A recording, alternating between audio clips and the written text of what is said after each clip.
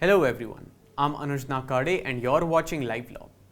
You might be aware that in December of 2017, caste violence broke out near the Koregaon Bhima War Memorial near Pune in Maharashtra.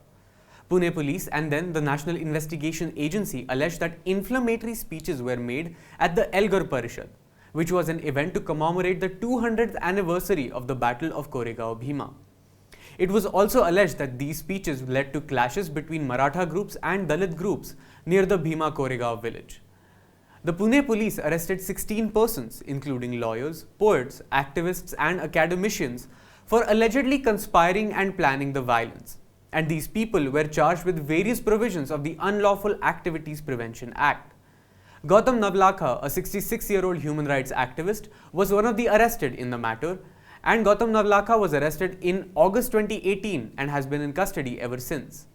Another person accused was Father Stan Swami, who passed away while in custody in July of 2021.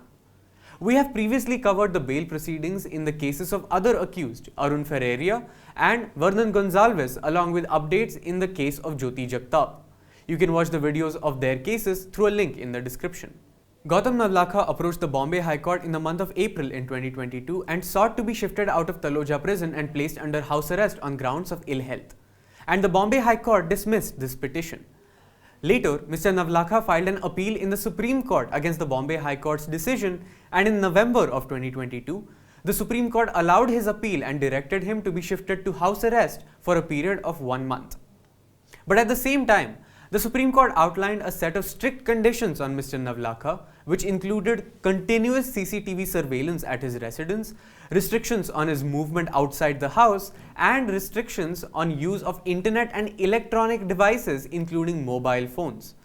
In addition to this, the court also put restrictions on his interaction with family members and legal representatives. Moreover, he was also directed to bear all expenses for his surveillance and all CCTV installation for his house arrest.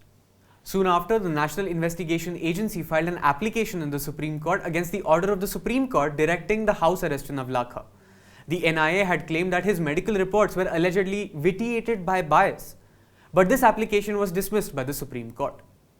In December of 2022, the Supreme Court extended his house arrest for another month. According to reports, he is still under house arrest in Mumbai, where he lives with his partner. He was originally living in a library building controlled by the Communist Party of India Marxist, but now has been told to seek another accommodation.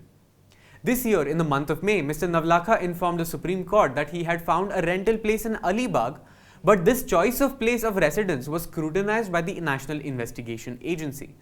The Supreme Court allowed the NIA to file a counter affidavit in this regard and told Navlakha to find suitable accommodation in Mumbai.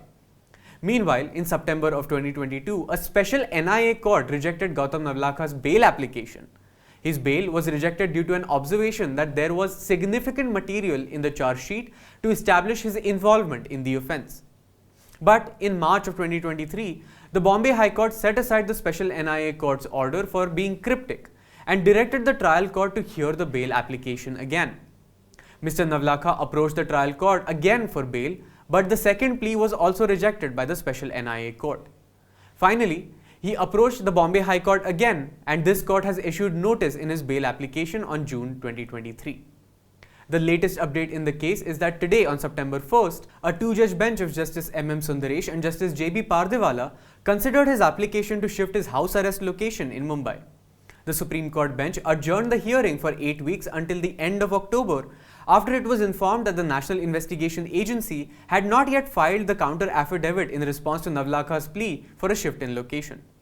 The Additional Solicitor General S.V. Raju, appearing for the NIA, reiterated the central agency's concerns over the order of the house arrest by the Supreme Court. He said, and I quote, "This is an unusual order of house arrest, probably the first of its kind, and this plea for house arrest was on grounds of his sickness. He said one lady would stay with him, but she is not staying with him most of the time. When in jail, there would be a force to look after so many people." Upon hearing the ASG, Justice Sundresh replied saying that the court had its reservations about the earlier order. He said, quote, "Prima facie we have our reservations, but a lengthy order has been passed. Without going into the merits of the case, this might set a wrong precedent. His plea may have 100% merit, and we are not saying anything on that." During the hearing, ASG Raju also claimed in the court that Gautam Navlakha is required to pay rupees 1 crore for the round-the-clock surveillance at his location of the house arrest. But this figure was disputed by senior advocate Nitya Ramakrishnan. She told the court that the calculation of the amount made by the NIA was contrary to the relevant rules and that the accused had already made deposit of rupees 8 lakhs towards surveillance and security expenses in terms of the court's order in April. There was also a heated exchange between the two counsels about the period of adjournment. Senior advocate Ramakrishnan wanted the matter to be heard after 8 weeks, as the Bombay High Court is currently hearing Mr. Navlakha's bail plea. Not to mention, she will have to file a rejoinder after the NIA files its counter affidavit. The ASG urged the court to hear the plea within a month. He said, and I quote, "He is on house arrest, which according to me is unwarranted, initially granted on health grounds." In response to which, senior advocate Ramakrishnan said, and I quote, "Their own medical examination confirms his ailment." In response to this statement, ASG Raju suggested that the affidavit could be filed in 2 weeks. He said, and I quote, "We can file the affidavit in 2 weeks. Your lordships may keep the matter after 4 weeks. Senior advocate Ramakrishnan disagreed and asked the ASG as to why the counter affidavit was not filed on the last occasion either, when time was granted for this purpose on the last hearing. The court will hear this matter again at the end of October. As of now, of the 16 arrested, Father Stan Swami has passed away. Activists Sudha Bhardwaj, Anil Tel Tumde, P. Varvara Rao, Vernon Gonzalez and Arun Ferreira have secured bail and activist Gautam Navlakha is under house arrest.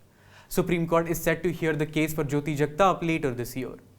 To know more about the cases against Bhima Koregaon 16 or read more about the Gautam Navlakha case, please visit our website at www.livelaw.in. Please like the video if you found it informative and consider supporting the work we do here by joining our channel as a member for only ₹89 per month.